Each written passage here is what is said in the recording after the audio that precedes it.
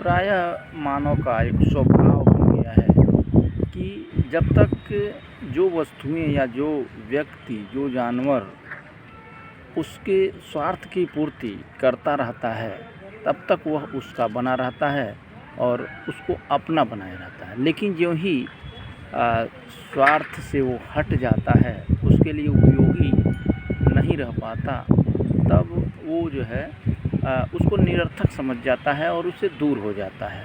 आइए इसी से संबंधित हम एक कहानी को सुनते हैं और इससे एक सीख लेते हैं कि हमें निरर्थक वस्तुओं को भी दूर नहीं करना चाहिए। कभी न कभी वो हमारे लिए सार्थक बन जाएंगे। कहानी, एक किसान था जिसके खेत में एक सेब का पेड़ था। किसान जब पेड़ बढ़ता जाता था तो एक उम्मीद करता था कि भले ही इस पेड़ से कुछ छाया हो रहा है जिससे उसके फसल की नुकसान हो रही है, लेकिन जब ये सेब का पेड़ बड़ा हो जाएगा, उसमें फल आने लगेंगे, तो उसके फल से वह सब परिवार लाभ उठाएंगे, मतलब खाएंगे। साथ ही वो अपने हित दोस्तों मित्रों को भी उस सेब से खुश कर सकेंगे। इसी उम्मीद के साथ वह सेब के पेड़ को काटता नहीं था। मतलब ये उसका एक स्वार्थ जुड़ा था उस पेड़ से। कुछ दिन के बाद जब वो पेड़ बड़ा हो गया तो उसमें फल नहीं आया। किसान कुछ वर्षों तक इंतज़ार किया, लेकिन परिणाम निरर्थक रहा।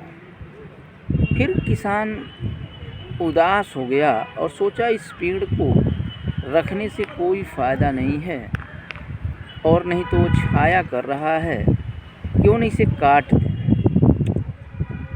उसे काटने लगा कुल्हाड़ी से। पेड़ से पक्षियाँ जो घोंसले बनाकर अपना आशियाना बनाई हुई थीं, वे उड़ने लगी। उड़कर निवेदन किया, लेकिन किसान ने कहा इस पेड़ से हमें कोई फ़ायदा नहीं है, इसलिए इसे रखने से क्या फ़ायदा। पक्षियों ने निवेदन किया कि फ़ायदा यही है कि जब आप थक हार जाएंगे खेत में काम करते हुए, तो इस पेड़ के नीचे बैठ कर के आप छाया ले सकते हैं, अपनी थकान दूर कर सकते हैं। साथ ही हम लोग भी इस पर रहेंगे घोंसला बनाकर, तो हम लोग आपको गुनगुनाते रहेंगे, गुनगुनाते हुए गाना सुनाएंगे, गीत गाएंगे, जिससे आपका मन जो है प्रफुल्लित रहेगा, तनाव मुक्त रहेगा। किसान ये सब बातें दिमाग से बाहर करता जा रहा था, क्योंकि इससे उसे कोई लाभ नहीं लग रहा था। पक्षियों की बातों में उसे कुछ दम नहीं दिख रहा था। अंततः वो पेड़ काटता गया। तभी देखा कि शहद उस पेड़ की जड़ से, तने से जो कोठरी नुमा बन गया था, वहाँ से निकलने लगा। शहद के धार से किसान खुश हुआ। बर्तन उसका शहद के धार से भर गया।